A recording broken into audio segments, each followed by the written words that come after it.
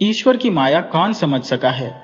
किस सोच में डूबे प्रभु अमीर को निसंतान और गरीब को संतानों का आशीर्वाद देते हैं। ऐसी ही एक निर्धन स्त्री थी लक्ष्मी। धोबिन थी वह, जिसके पिता ने जाने किस भावना से उसे लक्ष्मी नाम दिया था। वह अपनी 4 साल की बेटी रूपा को लेकर यहां वहां गलियों में फिरती रहती थी। लक्ष्मी के मन में हमेशा यह चिंता रहती थी कि उसके बच्चों का भविष्य कैसा होगा, कैसी कठिनाइयों से भरा होगा। पर रूपा, वह तो जैसे भगवान की परमानंद से भरी हुई बच्ची थी, हर चीज में संतोष पाने वाली, अपने छोटे छोटे हिस्से में ही सुख तलाशने वाली। उसे न कोई जिद थी, न कोई अधूरी चाहत। जो भी मिल जाए उसी में प्रसन्न हो जाती थी। शायद रूपा यह समझ चुकी थी कि उसे बस इसी प्रकार संतोष में जीवन बिताना है, या फिर यह कहना भी सही होगा कि लड़कियों में एक स्वाभाविक समझदारी होती है। किसी दिन किसी दयालु महिला की कृपा से जब बढ़िया भोजन मिल जाता तो लक्ष्मी उसे अपने बच्चों के लिए झोपड़ी में लेकर आती। रूपा के दोनों बड़े भाई खाना देखते ही अधिक हिस्सा पाने की जिद करते, लड़ने लगते। पर रूपा एक शांत भाव से अपनी बारी की प्रतीक्षा करती और जो भी मिल जाए उसमें संतोष करके अपनी मधुर मुस्कान से उजरी झोपड़ी में भी रोशनी बिखेर देती।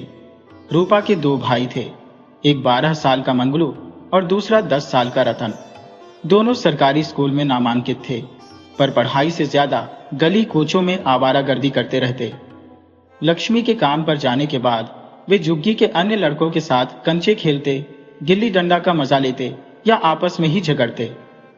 आए दिन लक्ष्मी को उनकी शरारतों की शिकायतें मिलती और घर आकर वह गुस्से में जो हाथ में आए उसी से उनकी धुनाई करती। मंगलू, बड़ा बेटा, दिन ब दिन ढीठ होता जा रहा था, जबकि छोटा बेटा रतन कुछ बेहतर था, लेकिन अपने बड़े भाई की संगत में वह भी कुसंगति का शिकार होने लगा था। इन सब उथल पुथल और परेशानियों से बेखबर रूपा अपने छोटे छोटे टुकड़े खिलौनों में मग्न रहती। वह कभी भाइयों की किताबों को ध्यान से देखती। ऐसे में मंगलू उसकी ओर खिंचाई करते हुए कहता, तुझे इन किताबों में क्या समझ आता है जो इन्हीं देखे जा रही है? इस पर रूपा मासूमियत से कहती, भैया, मुझे भी पढ़ना है। इन किताबों में कितनी अच्छी अच्छी बातें होंगी, तुम मुझे भी सुनाओ ना। इनमें कितनी सुंदर सुंदर चित्र है। लेकिन मंगलू उसे झिड़क कर कहता, भाग यहां से, पढ़ाई कोई अच्छी चीज नहीं है। यह तो बस समय और दिमाग की बर्बादी है। मैं तो अम्मा के डर से स्कूल जाता हूं, वरना अब तक कहीं कुछ काम करके पैसे कमा लेता। रूपा मजाक में कहती, अच्छा, और तू कैसे पैसे कमा लेता? मंगलू ने बात को टालते हुए अपनी आवारा दोस्तों के साथ जुआ खेलकर पैसे कमाने की योजना बताई ही थी कि लक्ष्मी ने उसका कान मरोड़ते हुए सब सुन लिया। मंगलू ने मां की पकड़ से बचने की कोशिश में अपने कान छुड़ाकर तेजी से बाहर की राह पकड़ ली। लक्ष्मी की चिंताएं अब लगातार गहरी होती जा रही थी। बेटों की नासमझ हरकतें देखकर उसने छोटे बेटे रत्न को समझाया, बेटा, मंगलू से मुझे अब कोई उम्मीद नहीं है। उसकी बातों में ना आया कर, तू उसका अनुसरण मत कर। तू तो मेरा बेटा है, अपनी राह पर चल और उसके जैसा न बन। इतना कहकर लक्ष्मी चुप हो गई, पर भीतर ही भीतर बुदबुदाने लगी, मंगलू भी अपने निकम्मे पिता जैसा ही है। वो भी तो एक समय अमीर बनने के लालच में गलत संगत में पड़ गया था और अपनी जवानी में ही दुनिया से चला गया, सारी जिम्मेदारियां मुझ पर छोड़कर। इन यादों को याद करते हुए लक्ष्मी की आंखें भर आई, लेकिन उसने अपने आंसुओं को बाहर नहीं आने दिया। तभी रतन ने सवाल कर दिया, मां, आखिर बापू के साथ हुआ क्या था? हर बार आप मुझे टाल देती हो। मोहल्ले वाले कुछ और कहते हैं, आप कुछ और। लक्ष्मी ने एक ठंडी सांस भरते हुए कहा, बेटा, मोहल्ले वालों को ज्यादा मालूम है या मुझे? लोग तो यूं ही बातें बनाने का शौक रखते हैं। चल, अब जल्दी कर, काम पर जाना है। लक्ष्मी बच्चों को सच बताने की हिम्मत नहीं कर सकी। वह कैसे कहती कि उनके पिता एक अपराधी थे? उसे डर था कि कहीं बच्चे अपने पिता की सच्चाई सुनकर शर्मिंदा न हो, कहीं लोग उन्हें हत्यारे की संतान न कहें। इसलिए उसने बस यही बताया कि उनके पिता की एक दुर्घटना में मृत्यु हो गई थी। लक्ष्मी तेज कदमों से चल रही थी, लेकिन उसका मन उससे भी अधिक गति से अतीत में दौड़ रहा था।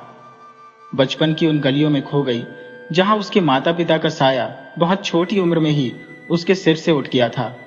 उनके जाने के बाद ददिहाल में कोई भी उसे अपने साथ रखने को तैयार न था। तब उसके मामा उसे मुंबई ले आए। शुरू में मामी ने कुछ समय तक स्नेह दिखाया, लेकिन धीरे धीरे उस पर घर के सारे कामों का बोझ डालने लगी। पढ़ाई का तो सवाल ही नहीं था। माँ बाप की बेटी नौकरानी बनकर रह गई। लक्ष्मी का मामा भी शराबी था। वह कभी कभार उसकी हालत देखकर तरस खा लेता, पर बीवी के डर से हमेशा चुप ही रहता। समय बीतते बीतते मामी ने लक्ष्मी को भी अपने साथ काम पर लगाना शुरू कर दिया। घर घर से कपड़े लाकर उन्हें धोबी घाट पर धोना, इस्त्री करना और फिर उन्हें समय पर पहुंचाना, ये सब लक्ष्मी के हिस्से में आ गया। युवा होती लक्ष्मी के भीतर भी अपने अरमान जागने लगे थे। शादी की उम्र हो गई थी, पर मामी उसे अपनी कमाई का जरिया मानकर हाथ से जाने नहीं देना चाहती थी।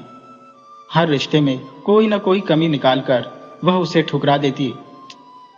तभी लक्ष्मी का दिल सोसाइटी के एक गार्ड पर आ गया था। धीरे धीरे लक्ष्मी और भुवन का प्रेम पनपने लगा। जैसे गुप्त खुशबू फैलती है, वैसे ही ये रिश्ता गहराने लगा। लेकिन मामी की पैनी निगाहों से यह छिपा नहीं रह सका।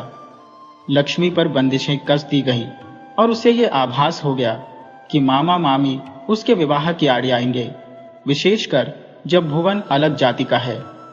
उसने अपने मामा मामी को खूब समझाने की कोशिश की कि शादी के बाद भी वह उनकी सहायता करती रहेगी, पर मामी अपने फैसले पर अडिग थी। एक दिन लक्ष्मी ने आखिरकार निर्णय ले लिया। मामा के घर से कुछ सेवर और अपनी थोड़ी जमा पूंजी लेकर वह भुवन के साथ भाग गई। मुंबई के उपनगर में एक छोटी सी खोली किराए पर लेकर दोनों ने मंदिर में शादी कर ली। शुरुआती कुछ महीने ठीक ठाक बीते, पर जैसे किस्मत को कुछ और ही मंजूर था। भुवन जल्द ही गलत संगत में पड़ गया। अमीर बनने के चक्कर में वह नशे के कारोबार में उतर गया।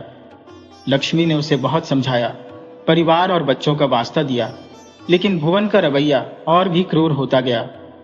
नशे की लत के चलते उसकी नौकरी भी छूट गई। अब वह हर रात नशे में धुत होकर लौटता और लक्ष्मी के विरोध पर उसके साथ मारपीट करने लगता। इस दौरान लक्ष्मी ने 2 बेटों को जन्म दिया।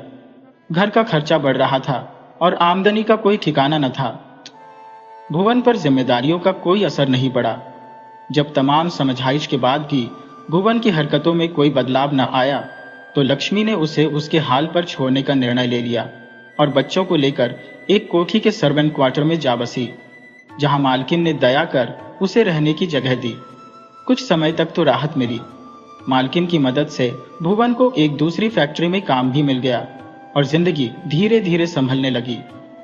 परंतु लक्ष्मी अब किसी नई जिम्मेदारी को उठाने की स्थिति में नहीं थी। 2 बच्चों का खर्च पहले ही उसकी क्षमता से अधिक था।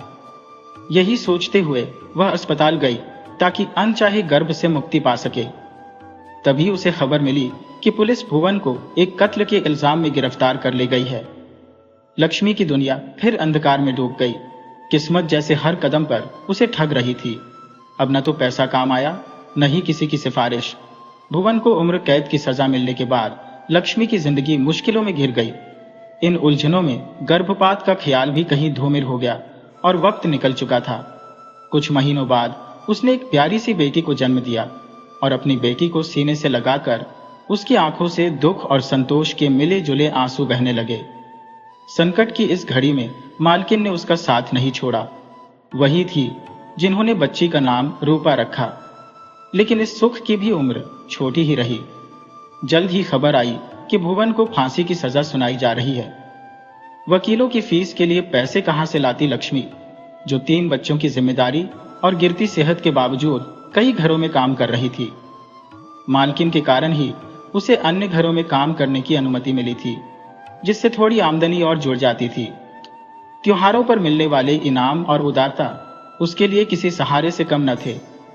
भुवन की मौत के बाद लक्ष्मी का जीवन एक और कठिनाई का सामना करने लगा। गली मोहल्ले के आवारा मर्द, गार्ड और नौकर उस पर बुरी नजर रखने लगे। वो जैसे ही एक को दूर भगाती, दूसरा हाजिर हो जाता। मालकिन के घर का सहारा था, नहीं तो अनैतिक पुरुष कब का उसे अपनी हवस का शिकार बना चुके होते। लेकिन लक्ष्मी के साथ काम करने वाली अन्य औरतें उसे जलने लगी और उसके चरित्र पर कीचड़ उछालने लगी। उन्हें ये शंका होने लगी कि उनके पति भी लक्ष्मी पर मोहित हो गए हैं, जबकि लक्ष्मी सादगी और नेक चरित्र की औरत थी। आखिरकार काम वालियों की शिकायतों और बहकावे में आकर मालकिन ने लक्ष्मी को काम और रहने की जगह से निकाल दिया। उन्हें अपने जवान बेटे के बिगड़ने का भय था। एक बार फिर लक्ष्मी के सिर से छत और पैरों तले जमीन खिसक गई थी। वह वापस उसी अनिश्चितता में आ गई जहां से कभी शुरुआत की थी। एकमात्र सुरक्षित ठिकाना जो उसे नजर आया वह था मामा मामी का घर, लेकिन वहां लौटने में उसे संकोच था। उसे लगा कि वे उसे अब अपनाएंगे भी या नहीं।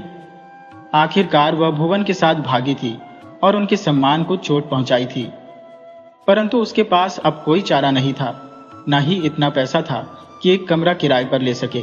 आखिरकार कठिनाइयों को पीछे छोड़ते हुए उसने मामी के यहां जाने का निश्चय किया, लेकिन वहां पहुंचने पर उसे पता चला कि मामा का 2 वर्ष पूर्व लिवर की बीमारी के चलते देहांत हो गया था। बूढ़ी मामी अब पूरी तरह से अकेली रह गई थी। उनके बड़े बेटे ने अपनी पसंद से शादी कर ली थी और अलग घर बसा लिया था, जबकि छोटी बहू शादी के बाद बिहार के एक गांव में रहने चली गई थी। मामी का गुजारा कुछ घरों में कपड़े इस्त्री करके ही चल रहा था। लक्ष्मी के वापस आने पर मामी को एक अनोखी खुशी का अनुभव हुआ। समय का ऐसा ही फेर है जो कभी कभी सारे गिले शिकवे भुलाकर दिलों को एक कर देता है। दोनों ने एक दूसरे को गले लगाकर आंसू बहाए और अपना मन हल्का किया। लक्ष्मी ने फिर से कपड़े धोने और इस्त्री करने का काम शुरू कर दिया, जिससे मामी को भी कुछ राहत मिल गई। धीरे धीरे लक्ष्मी ने अपने दोनों बेटों का दाखिला पास के सरकारी स्कूल में करवा दिया, लेकिन मंगलू की आदतें दिन ब दिन बिगड़ती जा रही थी। वह आवारा और असामाजिक तत्वों की संगति में रहने लगा और गलत तरीकों से पैसे कमाकर उन्हें बेवजह खर्च करने लगा। अपने पिता की तरह ही वह बुरी आदतों में पड़ चुका था।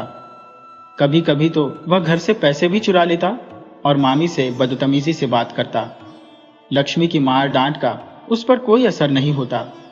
जब उसकी छोटी बहन रूपा उसे समझाने की कोशिश करती तो वह उसे थप्पड़ मारकर चुप करा देता और कहता, ज्यादा मेरी अम्मा मत बन, एक ही माँ काफी है इस घर में। दूसरी ओर रतन का स्वभाव विपरीत था। वह पढ़ाई में मन लगाता और अपनी बहन रूपा का भी ध्यान रखता। रूपा धीरे धीरे बड़ी हो रही थी और लक्ष्मी का सपना था कि वह उसे अच्छी शिक्षा दिलाकर एक अफसर बने। लक्ष्मी नहीं चाहती थी कि उसकी होनहार बेटी उसकी तरह घर घर जाकर कपड़े इस्त्री करे, झाड़ू पोंछा और बर्तन मांजे, मगर पास में लड़कियों का कोई स्कूल नहीं था, जिससे लक्ष्मी परेशान थी। मंगलू और रतन तो पास के स्कूल में पढ़ते थे, लेकिन रूपा के लिए कोई उपयुक्त व्यवस्था नहीं थी।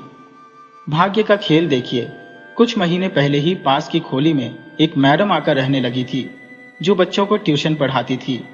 किसी ने लक्ष्मी को उनके बारे में बताया। लक्ष्मी ने उनसे विनती की और वे रूपा को पढ़ाने के लिए सहमत हो गईं। अब रूपा रत्न के साथ उनसे पढ़ने जाने लगी। पढ़ाई के साथ साथ रूपा को चित्रकला में भी बहुत रुचि थी। उसके बनाए चित्रों को देखकर मैडम तक चकित रह जाती। क्या यह हाथ से बनाई गई चित्रकारी है या छपे हुए चित्र? रूपा की इस अद्भुत प्रतिभा को देखकर मैडम ने उसे पूजा पंडालों, धार्मिक और राष्ट्रीय पर्वों में रंगोली, चित्रकारी और भित्ति चित्रों को बनाने का अवसर दिया। इससे न केवल उसकी कला का प्रचार हुआ, बल्कि रूपा को भी आत्मविश्वास मिला। चित्रकला में निपुण नन्ही रूपा के हुनर का असर लक्ष्मी के जीवन में दिखने लगा था। उसकी कला से कुछ आमदनी होने लगी, जिससे लक्ष्मी को राहत तो मिली, परंतु वह अपनी मासूम बच्ची को इस छोटी उम्र में कमाई का साधन नहीं बनाना चाहती थी। तब मैडम ने लक्ष्मी को आश्वस्त किया कि रूपा की पढ़ाई में कोई रुकावट नहीं आएगी। वह अपनी फुर्सत के समय में ही कला के कार्य में संलग्न होगी। कुछ समय बाद मैडम के सुझाव पर लक्ष्मी ने रूपा का दाखिला एक अंग्रेजी स्कूल में करा दिया, जिसमें आधी फीस का जिम्मा मैडम ने अपने ऊपर लिया। मगर इस उपलब्धि से जहां रतन प्रसन्न हुआ, वहीं मंगलू का मन ईर्ष्या में डूब गया। अक्सर मां को उलाहना देते हुए कहता, अपनी लाडली को तो अंग्रेजी स्कूल भेज रही हो और हमें सरकारी स्कूल में छोड़ दिया है। लक्ष्मी उसे अपनी मजबूरी और हालात का हवाला देती, पर मंगलू की नफरत अपनी बहन के प्रति गहराती जा रही थी। समय धीरे धीरे बीतता गया और रूपा अब 13 साल की एक सजीव और मनमोहक किशोरी बन गई थी। मोहल्ले में सभी उससे स्नेह करते थे और उसका व्यवहार भी सरल और मधुर था। इसी समय मंगलू के स्वभाव में भी सुखद बदलाव आने लगा। अब वह घर में अधिक समय बिताने लगा और बहन का ख्याल रखने लगा। वह उसे स्कूल छोड़ने और लाने का काम भी करने लगा था। माँ यह सब देखकर अपने दिल से ईश्वर को धन्यवाद देती कि अब उसके बुढ़ापे में शांति आ गई थी और तीनों बच्चे एकजुट हो गए थे। रूपा अपने मेहनत और लगन के कारण विद्यालय में सभी की प्रिय बन चुकी थी। वह न केवल पढ़ाई में मेधावी थी, बल्कि रंगोली, पोस्टर बनाने, दीवारों पर चित्रकारी और सांस्कृतिक कार्यक्रमों में भी सक्रिय भागीदारी निभाती थी। उसकी अद्वितीय प्रतिभा के कारण प्रधानाचार्य ने उसकी फीस माफ कर दी थी। लक्ष्मी अपनी बेटी की इस उपलब्धि पर गर्व महसूस करती थी। स्वयं तो वह चौथी कक्षा तक ही पढ़ पाई थी, पर अपने बच्चों, विशेषकर रतन और रूपा को पढ़ते और जीवन में आगे बढ़ते देखकर वह संतोष से भर उठती थी। मंगलू का यह बदला हुआ स्वभाव, जो कभी मनमोहक मिठास का प्रतीक होता, तो अगले ही क्षण कठोर करवाहट में बदल जाता। लक्ष्मी के लिए चिंता का कारण बनता जा रहा था। उसके मिजाज में पल पल आते इस परिवर्तन को लक्ष्मी कभी कभी किशोरावस्था की स्वाभाविक मनोदशा मानकर अपने मन को समझा देती थी। मंगलू की पढ़ाई से बढ़ती बेरुखी और उसकी उद्दंडता ने लक्ष्मी का मन व्यथित कर दिया था। वह कभी उसे समझाने के लिए प्रेम का सहारा लेती, तो कभी कड़ी फटकार या मार का, पर मानो मंगलू ने यह ठान लिया था कि किसी की सुननी ही नहीं है। उसकी गलत संगत और बुरी आदतें देखकर लक्ष्मी के मन में डर घर करने लगा कि कहीं उसका अंजाम भी उसके पिता की तरह ना हो। हर बार यह विचार उसके दिल को कंपा देता, पर एक माँ की उम्मीद कभी टूटती नहीं। वह बस अपने मन को समझा लेती कि शायद समय के साथ सब ठीक हो जाएगा। उधर रूपा के गुणों और उसकी बुद्धिमत्ता को देखकर लक्ष्मी के मन में कभी कभी ग्लानि उठती कि उसने कभी गर्भ में ही रूपा को समाप्त करने का निर्णय लिया था। यह सोचकर उसका हृदय कांप उठता कि अगर उसने ऐसा कर लिया होता तो आज उसकी यह प्यारी बेटी इस संसार में नहीं होती। रूपा जैसे अपनी माँ की हर तकलीफ को बिना कहे ही जान जाती थी। माँ की परेशानियों को दूर करने के लिए वह हमेशा अपनी मधुर मुस्कान के साथ पूछती, मेरी प्यारी अम्मा क्यों परेशान है? क्या मुझे नहीं बताएगी? रूपा की मासूम बातें सुनते ही लक्ष्मी का मन हल्का हो जाता। गर्मियों की छुट्टियों में मैडम ने लक्ष्मी से सलाह मशविरा कर रूपा का दाखिला ड्राइंग क्लास में करवा दिया, ताकि वह कला में और निपुण हो सके। अभी तो उम्र ऐसी है, जैसा ढालोगे वैसा ही ढल जाएगी। यह सोचकर लक्ष्मी ने रूपा को इस राह पर आगे बढ़ने दिया। सोमवार से उसे क्लास शुरू करनी थी। उत्साह से भरी रूपा ने मंगलू से कहा, भैया मुझे स्केचबुक, रंगीन पेंसिलें, पेंट और ब्रश चाहिए, क्या आप मेरे लिए ला देंगे? मंगलू ने कहा, मुझे कैसे पता होगा कि कौन सी चीज कितनी और किस तरह की लेनी है? अच्छा तू भी साथ चल, रूपा ने जवाब दिया। ठीक है, शाम को चलते हैं, अभी तो दुकान बंद हो चुकी होगी। दोपहर में मैं अपने दोस्त से मिलकर आता हूं, मंगलू ने कहा। उस शाम को जब लक्ष्मी काम से घर लौटी तो रूपा को घर में न पाकर चिंतित हो उठी। उसने रत्न से पूछा तो उसने कहा कि उसे कोई जानकारी नहीं है। लक्ष्मी ने आस पड़ोस में हर जगह रूपा को ढूंढा, लेकिन उसका कोई अता पता नहीं था। तभी मंगलू आता हुआ दिखाई दिया। लक्ष्मी ने हैरानी से पूछा, क्या रूपा अब तक घर नहीं लौटी? वो तो कब की घर के लिए निकल गई थी। लक्ष्मी ने गुस्से और अचरज के साथ पूछा, कहां से निकल गई थी? मंगलू ने बताया, वो मेरे साथ अपने ड्राइंग का सामान लेने गई थी। लक्ष्मी ने गुस्से में पूछा, तो फिर तू उसके साथ क्यों नहीं आया? इस पर मंगलू ने जवाब दिया, वो बच्ची थोड़ी है, जैसे उसे घर का रास्ता नहीं पता। मैं उसे नुक्कड़ तक छोड़कर अपने दोस्त के साथ चला गया था। मंगलू गुस्से में पैर पटकता हुआ बहन को खोजने निकल पड़ा। शाम से रात होने को आई। पूरा मोहल्ला रूपा की खोज में जुट गया, लेकिन उसका कोई निशान नहीं मिला। जब वे पुलिस स्टेशन पहुंचे तो वहां भी रिपोर्ट दर्ज करवाने में 24 घंटे का इंतजार करने को कहा गया। लक्ष्मी का तो जैसे जीना दूभर हो गया। कभी वह रोते रोते बेसुध हो जाती, तो कभी बेतहाशा विलाप करते हुए घर से बाहर निकल पड़ती। अपने आंचल को पीटते हुए कहती, हाय मेरी फूटी किस्मत, खुद मेरी ही नजर लग गई मेरी बेटी को। भगवान मुझे मेरे पाप की सजा दे रही है। मैं उसे गर्भ में ही समाप्त करना चाहती थी और इसलिए ही शायद वह मुझसे छिन गई। इस अथाह पश्चाताप में उसकी हालत दिन ब दिन बिगड़ती गई। रूपा की कोई खबर न मिलने पर लक्ष्मी विक्षिप्त जैसी हो चली थी। घर की सभी जिम्मेदारियां मंगलू ने अपने कंधों पर ले ली। उसने एक किराने की दुकान खोल ली थी जो अच्छे से चल रही थी। रतन पुलिस में भर्ती हो गया था। माँ का भी देहांत हो गया था और अब घर में बस 3 बचे थे। घर में ऐसा गहरा सन्नाटा था कि जैसे सुई गिरने की आवाज भी सब सुन सके। संसार का यह कठोर सत्य है कि किसी के जाने के बाद भी दुनिया रुकती नहीं। लोग कुछ दिन शोक मना फिर अपने जीवन में रम जाते हैं, पर माँ का दिल संतान के बिछोह को कभी नहीं भुला पाता। लक्ष्मी धीरे धीरे अस्वस्थ और अर्धविक्षिप्त सी हो चली थी। दोनों भाइयों के स्वभाव में गहरा अंतर था, जिससे घर में तनाव की स्थिति बढ़ती जा रही थी। मंगलू के विवाह के बाद तो स्थितियां और भी बिगड़ गई। इस पर रतन ने अलग रहने में अपनी भलाई समझी और अपनी पोस्टिंग बिहार में करवा ली। वह अपनी माँ को भी अपने साथ ले गया और प्यार से उसकी देखभाल करने लगा। उसने वहां एक समझदार और सौम्य लड़की से विवाह किया और सुखपूर्वक रहने लगा। रतन और उसकी पत्नी माँ की सेवा में कोई कसर न छोड़ते, खूब देखभाल करते। रतन अपनी बहन को भुला नहीं था और रूपा की खोज में लगातार जुटा रहता था। लक्ष्मी बेटी के शोक में समय से पहले बूढ़ी हो गई थी और अपनी याददाश्त खो चुकी थी, लेकिन अपनी बेटी रूपा को वह नहीं भूली थी। उसके मन में एक दृढ़ विश्वास था कि एक दिन उसकी रूपा उससे जरूर मिलेगी। समय ने अपने गर्भ में क्या छुपा रखा है ये कोई नहीं जानता। नियति के अनजाने खेल को देखने के लिए प्रतीक्षा के सिवा इंसान कुछ नहीं कर सकता। कुछ चीजें इंसान के बस से बाहर होती है, जिन्हें समय के सिवा कोई हल नहीं सकता। मुंबई से कोलकाता की ओर बढ़ती सुपरफास्ट ट्रेन के स्लीपर क्लास कोच में सवारियों का मानो मेला लगा हुआ था। दिलबर को बैठने तक की जगह नहीं थी। चाय, पेपर और सामान बेचने वाले किसी न किसी तरह से अपनी जगह बना ही लेते थे। एक पेपर बेचने वाले को बेतरतीब दाढ़ी, हटी हुई जीन्स और खिचड़ी बालों वाला एक भारी आवाज का अधेड़ व्यक्ति, उम्र करीब 48-50 साल, टाइम्स ऑफ इंडिया देना कहकर पुकारता है। पेपर वाले ने उस पर तंज भरी निगाह डालते हुए पूछा, तुझे इंग्लिश पेपर चाहिए? टाइम्स ऑफ इंडिया का स्पेलिंग पता भी है तुझे? गंभीरता से उस व्यक्ति ने जवाब दिया, इंग्लिश नहीं है तो हिंदी का दे दे। उसकी आवाज की गहराई से पेपर वाले ने तंज को छोड़ नरमी से पेपर दे दिया।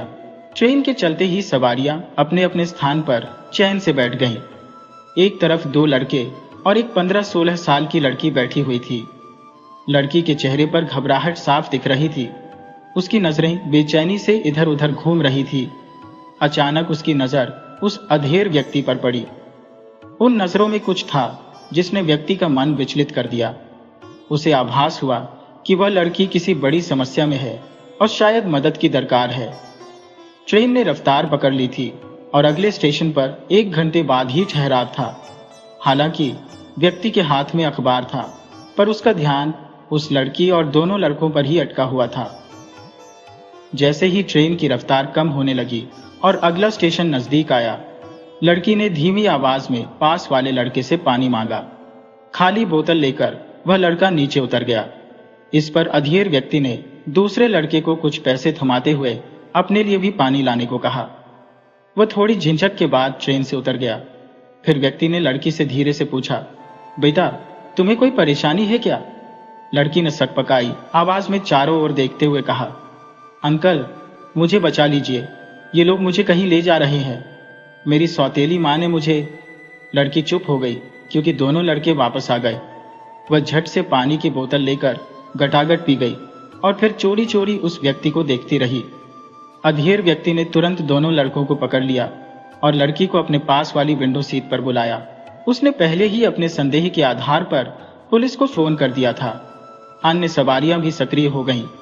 जल्द ही 2 सिपाही और 1 महिला पुलिस कांस्टेबल वहां पहुंच गईं। लड़की का नाम पता पूछकर उसे पुलिस की सुरक्षा में ले लिया गया। उस व्यक्ति ने पुलिस स्टेशन का नंबर लिया और लड़की को आश्वस्त किया कि वह उसके बारे में जानकारी लेता रहेगा। इस घटना ने उस व्यक्ति को विश्वास राय के नाम से हुई 15 साल पुरानी एक घटना की याद दिला दी। अभी वह अपने अतीत के गलियारों में डूबने ही वाला था कि उसकी नजर अखबार के तीसरे पन्ने पर छपी एक खबर पर ठिठक गई। लिखा था कि सुप्रसिद्ध चित्रकार विश्वरूपा पर किसी अज्ञात व्यक्ति ने जानलेवा हमला कर दिया है और उनकी स्थिति अत्यंत गंभीर बनी हुई है। यह हादसा 3 दिन पहले हुआ था। उनके मैनेजर ने मीडिया में इस खबर को प्रसारित करवाया था। सूत्रों से ज्ञात हुआ कि विश्वरूपा जी कोमा में है और आधी चेतना में बस यही कह पाई, विश्वास, अरुण आएंगे। अरुण कौन है, उनका विश्वरूपा से क्या संबंध है, इसका पता लगाने की कोशिश की जा रही है। संवाददाता मुंबई मिरर से। अगले स्टेशन में अब भी 1 घंटे का समय था। अरुण विश्वास बेचैनी में करवटें बदल रहे थे। उनका मन अतीत के गलियारों में दौड़ते हुए मानो ट्रेन की गति से भी आगे निकल रहा था। 18 वर्ष पुरानी घटनाएं उनके मन पर चलचित्र की तरह घूम रही थी। उस दिन भी ट्रेन का एक ऐसा ही दृश्य था। रूपा 2 बदमाशों की गिरफ्त में थी और विश्वास ने उसे बचाया था। आज का यह मंजर उसे उसी दिन की याद दिला रहा था। सही कहते हैं, जीवन सच में एक चक्र है, जहां से चले थे वहीं आ गए। वह अपने अतीत की उन स्मृतियों में खो गए जहां राजस्थानी लिबास में सुंदर बड़ी बड़ी आंखों वाली वह लड़की जैसे भयभीत हिरनी चारों ओर भय से निहार रही थी। उसकी आंखों में ईश्वर से सहायता की प्रार्थना झलक रही थी और जैसे ही उसकी नजर विश्वास पर पड़ी, उसे लगने लगा कि यही वह व्यक्ति है जो उसे मुसीबत से निकाल सकता है। कुछ लोग अजनबी होते हुए भी अपने से लगने लगते हैं। शायद विश्वास का वही गुण था। विश्वास ने नजरों से ही स्थिति का आकलन किया और जैसे ही लड़की ने इशारा किया, उसने उन बदमाशों को पकड़ लिया।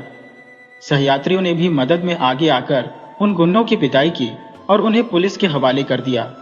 परंतु वह लड़की विश्वास का साथ छोड़ने के लिए तैयार नहीं थी। वह जिद कर रही थी कि वह केवल इसी सज्जन के साथ जाएगी। पुलिस को उसने यहां तक कह दिया कि वह विश्वास को जानती है और यह संयोगवश उसे इसी ट्रेन में मिला। पुलिस को अपना नाम रूपा बताने के बाद अन्य विवरण लेकर उन्होंने उसे विश्वास के साथ जाने की अनुमति दे दी। विश्वास ने उसे उसके घर सुरक्षित छोड़ने का वचन दिया था। उसने अपनी मित्र नंदिनी को फोन किया ताकि रूपा के रहने का उचित प्रबंध हो सके। रूपा ने अब घर वापस जाने से साफ मना कर दिया था। कुछ खा पीकर थोड़ा आराम करने के बाद विश्व ने उससे उसकी जिंदगी के बारे में पूछना शुरू किया, जैसे कि उसका घर कहाँ है, परिवार में कौन कौन है और आखिर वो उन बदमाशों के हाथों में कैसे फंस गई। पुराने दुखों की परछाइयां उसकी आंखों में लौट आईं और उसने अपने तारनहार को अपनी दर्द भरी कहानी सुनानी शुरू की। वह बोली, मैं उस दिन अपने बड़े भाई मंगलू के साथ ड्राइंग बुक और स्केच पेन खरीदने बाजार गई थी। मंगलू भैया मुझे दुकान पर छोड़कर अपने एक पुराने दोस्त से मिलने चले गए। थोड़ी देर बाद भैया लौटे और बोले, रूपा ये भी एक अच्छा चित्रकार है, बिल्कुल तुम्हारी तरह। उसने हाल ही में अपना छोटा सा स्टूडियो खोला है और बच्चों को सिखाने के लिए ड्राइंग क्लास भी शुरू की है। चलो एक बार देख ले, यहाँ पर फीस भी ना के बराबर है, शायद ये तुम्हें बेहतर सिखा सके। रूपा ने कहा, मुझे तो कल से उस स्कूल में जाना है जहां मैडम ने मेरा दाखिला करवाया है। इस पर मंगलू भैया बोले, मैडम से मैं बात कर लूंगा, तुम अभी तो बस मेरे दोस्त विक्की का स्टूडियो देख लो। थोड़ी झिझक के साथ रूपा ने हामी भर ली और विक्की के साथ चल पड़ी। विक्की उसे एक संकरी गली में लेकर मुड़ा और अचानक उसके मुंह पर कपड़ा रख दिया, जिससे वह बेहोश हो गई। जब रूपा की आंख खुली तो उसने खुद को एक अनजान जगह पर पाया। धीरे धीरे उसे एहसास हुआ कि वह राजस्थान के एक पिछड़े हुए गांव में थी, जहां उसे एक बूढ़ी औरत और उसके 2 बेटों के साथ रखा गया था। बड़े बेटे की उम्र 30-32 के आसपास थी और छोटा लड़का लंगड़ा कर चलता था। जब रूपा ने शादी करने से मना किया और बाल विवाह जैसी कुप्रथा के खिलाफ बोला, तो उन्होंने उसे धमकाया और फिर उसका मुंह कपड़े से बांधकर एक अंधेरी कोठरी में बंद कर दिया। कई दिनों तक उसे भूखा प्यासा रखा गया। आखिरकार 13 साल की मासूम लड़की के हौसले टूट गए और गांव वालों के सामने उसकी शादी बड़े बेटे के साथ कर दी गई। शादी की पहली ही रात को उस पुरुष ने अपने पति होने का हक उस पर जोर जबरदस्ती से थोप दिया। वह रात उसके लिए भयानक थी और अंततः रूपा बेहोश हो गई। उस मासूम बच्ची पर हर रोज अत्याचार हो रहे थे, लेकिन सुनने वाला कोई नहीं था। 3 महीने तक वह उस कैद में रही जहां उसे घर के बाहर जाने की भी इजाजत नहीं थी। घर के ऊंचे ऊंचे दीवारों से घिरे उस अहाते में बस एक बड़ा सा लोहे का फाटक था, जिस पर हमेशा भारी ताला जड़ा रहता था। रूपा को न तो गांव का नाम पता था, न ही वह भाषा समझ में आती थी जिसने वे लोग बात करते थे। उसके लिए वह जगह और लोग पूरी तरह अजनबी थे। रूपा ओस अपने पति और सास को खुर्राट औरत की तरह भड़काऊ कहकर पुकारती थी, जबकि छोटे को हमेशा छोटू कहकर संबोधित करती। वक्त धीरे धीरे बीतता जा रहा था और इस तरह 2 साल जैसे चुपचाप खिसक गए। ये कालखंड रूपा को एक असीमित समय की तरह प्रतीत हो रहा था, मानो वह किसी दिशा रहित अंधकार में भटकती जा रही हो, जहां हर प्रयास असफल साबित हो रहा था। अपनी किस्मत के आगे हार मानते हुए उसने खेल कूद की उम्र में एक अबोध बच्ची से मां बनने का बोझ सिर पर ले लिया था। तमाम कोशिशों के बावजूद रूपा का अस्तित्व अब बंधनों में जकड़ने लगा था। फिर भी सासू मां ने इस नए हालत में उसके खान पान और आराम का विशेष ध्यान रखना शुरू किया था। रूपा को प्रसव के समय मायके बुलवाया गया, जहां प्रसव तो हुआ पर नवजात की सांसें जीवन को छू भी न सकी और रूपा की जान जैसे किसी चमत्कार से ही बच पाई। उम्र में छोटी होते हुए भी उसके भीतर संतान का वह निस्वार्थ प्रेम उमड़ने लगा था। अपने बच्चे को खो देने का दुख उसके दिल में गहरे बैठ गया था। शायद अपने बच्चे के साथ ही वह शेष जीवन उस घर में गुजार देती, पर ईश्वर ने उसे उस छोटे से सहारे से भी वंचित कर दिया। दाई ने सास को समझाने का प्रयास किया कि बहू अभी कम उम्र की है, उस पर मातृत्व का बोझ डालने का दबाव न बनाया जाए, नहीं तो उसकी जान भी जा सकती है। दाई ने सलाह दी कि कुछ वर्षों बाद जब वह परिपक्व हो जाएगी तब परिवार बढ़ाने का विचार करना उचित होगा, लेकिन सास मानो ठोस पत्थर की बनी थी। कुछ समय बीतते ही उसे फिर से दादी बनने की चाहत सताने लगी। उसने रूपा पर फिर से दबाव डालना शुरू कर दिया।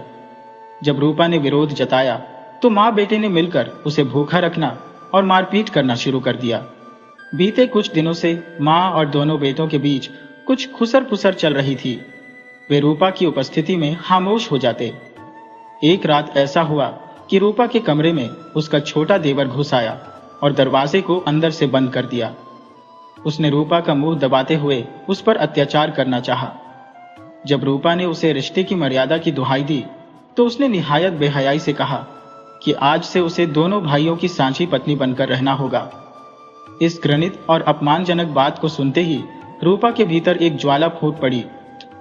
पता नहीं उसमें उस पल इतनी शक्ति कहां से आ गई कि वह उन पिशाचों के विरुद्ध खड़ी हो गई। कमरे के एक कोने में पड़ा डंडा उठाकर उसने देवर के सिर पर जोर से मार दिया और दरवाजा खोलकर बाहर चिल्लाने लगी। सास और पति ने उसे काबू करने की कोशिश की, लेकिन रूपा ने पुलिस बुलाने और गांव वालों के सामने पंचायत बुलाने की धमकी दे डाली। उनके चेहरे पर उसका रौद्र रूप देखकर खौफ साफ दिखने लगा। उन लोगों ने उसे शांत करने की कोशिश की और वादा किया कि वे उसे 1-2 दिन में घर पहुंचा देंगे, लेकिन रूपा को उन पर तनिक भी भरोसा नहीं था। वह पूरी रात कमरे में दरवाजा बंद करके जागती रही। अगले दिन देवर और उसका एक साथी रूपा को लेकर ट्रेन में चढ़ गए। जब रूपा बाथरूम गई तो उसने उनकी बातचीत सुन ली। वे उसकी बिक्री का सौदा कर रहे थे।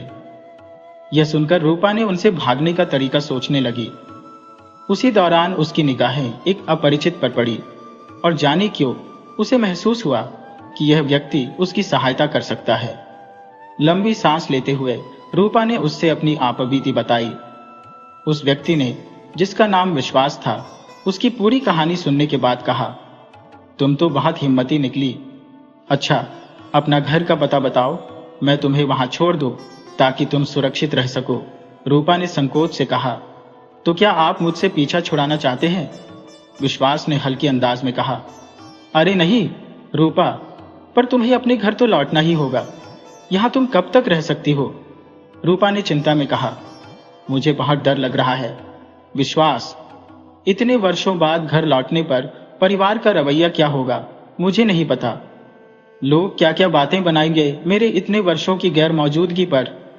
रूपा सोच रही थी कि लोग उसे अपनाएंगे भी या नहीं।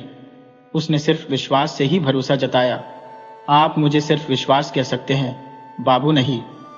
हंसते हुए विश्वास ने कहा, अरे तुमने मुझे बुजुर्ग बना दिया, मैं बस तुमसे 7-8 साल बड़ा ही हूंगा। फिर उसने गंभीर होकर पूछा, तुम बालिग तो हो ना? रूपा ने संकोच से कहा, जी, मैंने पुलिस वालों से झूठ बोला था।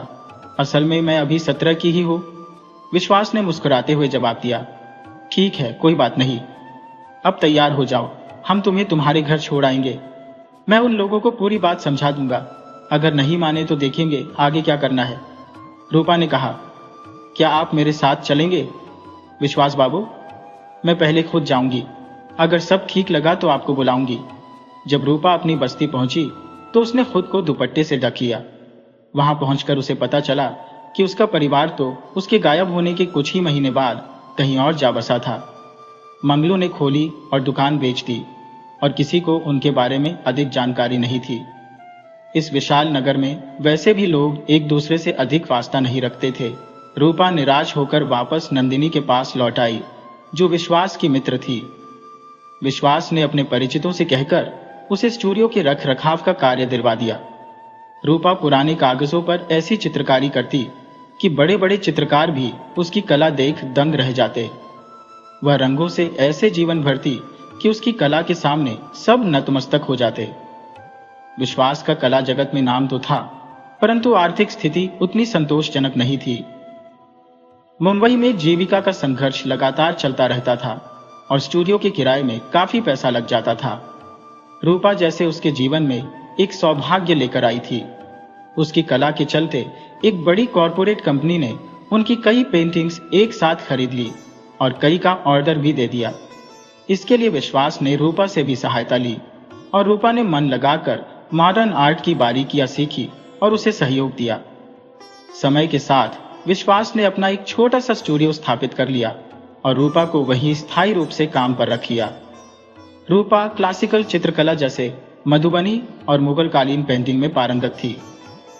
राजा रवि वर्मा से प्रभावित होकर उसने ऐसी जीवंत चित्रकला का विकास किया था कि उसकी पेंटिंग्स से मानव जीवन की आहट सुनाई देने लगती थी।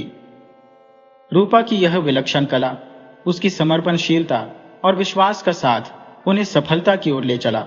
कभी कभी रूपा मुस्कुराकर कहती, विश्वास, आपकी मॉडर्न आर्ट में खूबसूरती तो है, परंतु शाश्वतता तो मेरी चित्रकारी में है। रूपा ने विस्मय से पूछा, विश्वास जी, ये कौन सी कला है जिसमें न चेहरा होता है न कोई आकार? बस बेढब रेखाएं खींच दो, कुछ रंग भर दो और तस्वीर तैयार। समझ में नहीं आता कि इसमें कलाकार कहना क्या चाहते हैं। विश्वास ने मुस्कुराकर जवाब दिया, यही तो आधुनिक दृष्टिकोण की विशेषता है, जो दर्शकों को गहराई से सोचने पर मजबूर कर देता है। हर कोई अपनी दृष्टि से इसे देखे और अर्थ खोजे। रूपा ने विरोध में कहा, मैं तो यही मानती हूं, जो कहना है वह स्पष्ट रूप से सामने आना चाहिए। क्यों किसी के मस्तिष्क पर भार डालना? लेकिन विश्वास अपनी बात पर अडिग रहा।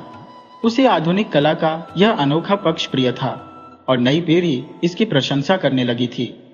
दोनों के बीच यही खट्टी मीठी तकरार चलती रहती, लेकिन उनके प्रेम में भी गहराई आती जा रही थी। रूपा अब 18 की हो चुकी थी, जबकि विश्वास उससे 9 साल बड़ा था। उम्र का यह अंतर सोचने पर विवश करता, लेकिन दोनों का प्रेम इस अंतर को नजरअंदाज कर चुका था।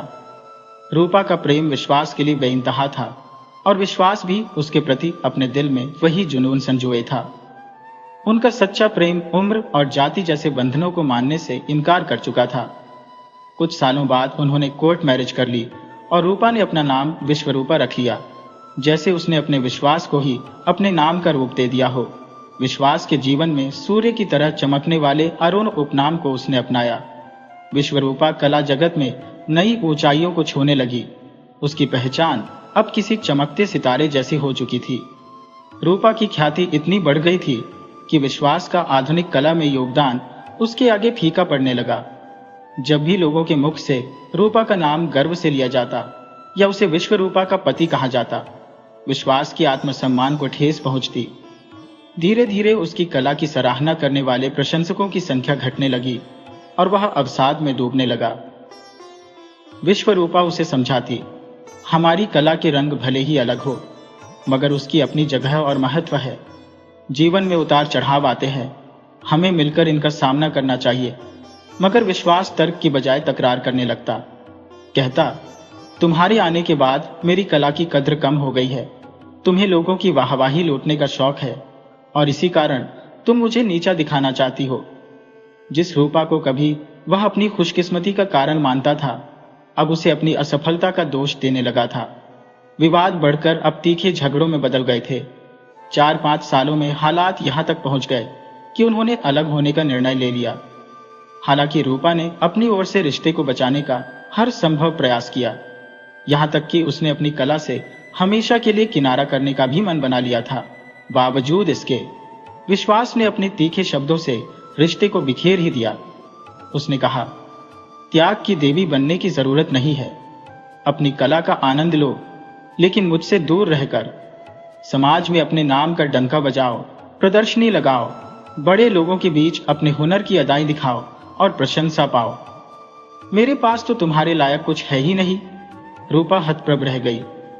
वह सादगी पसंद, सुलझी हुई और समझौतों में यकीन रखने वाली लड़की थी, परंतु उसकी स्वाभिमान पर वार और उसके चरित्र पर सवाल उठाना उसे कतई बर्दाश्त नहीं था, चाहे वह उसके अपने पति ही क्यों ना हो। उस क्षण उसने दृढ़ निश्चय किया कि वह विश्वास राय का घर सदा के लिए छोड़ देगी। उसकी सभी कोशिशें विफल हो चुकी थी, क्योंकि एक तरफा रिश्ते को बचाना असंभव था। कुछ समय बाद रूपा और विश्वास दोनों ही स्थापित कलाकार बन चुके थे। दोनों का नाम कला जगत में था और आय भी अच्छी थी। लेकिन जैसे जैसे रूपा का नाम बढ़ता गया, विश्वास का अहंकार और पुरुषत्व आहत होने लगा। रूपा की स्वायत्तता पर पहरा लगाने की नौबत आ गई थी, यहां तक कि अपने खर्चे के लिए भी उसे पति की आज्ञा लेनी पड़ती। हर रोज की खामख्याली और अपमान को आखिर कितने दिन सहन करती।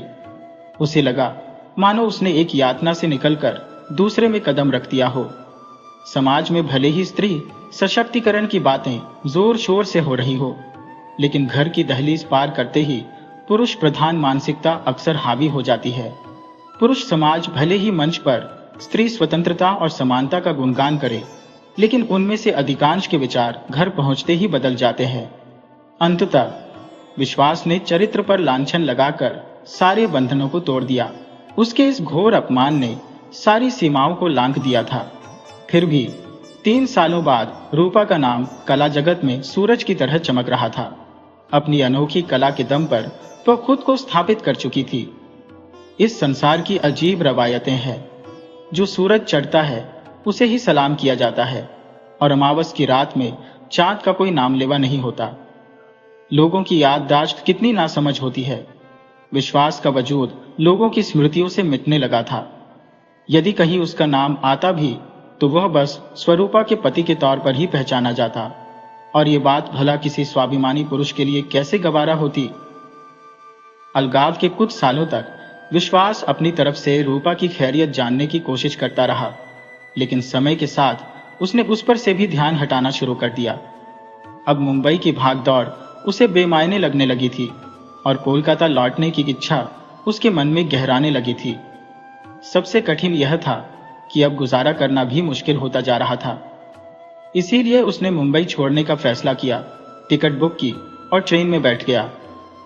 जब उसने अखबार में पढ़ा कि रूपा पर कातिलाना हमला हुआ है, तो उसके पैरों तले जमीन खिसक गई।